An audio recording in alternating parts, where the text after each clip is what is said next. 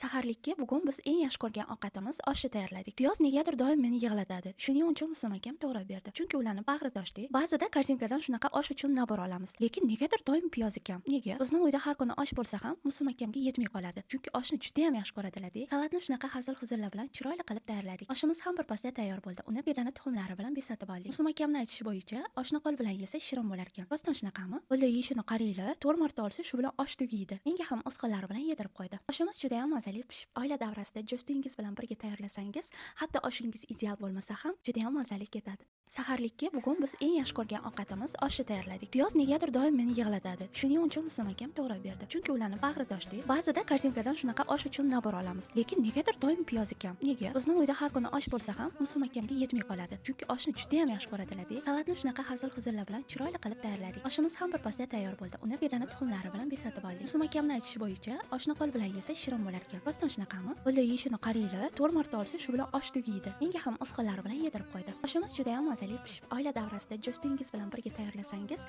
hatto oshingiz ideal bo'lmasa ham juda ham mazali ketadi.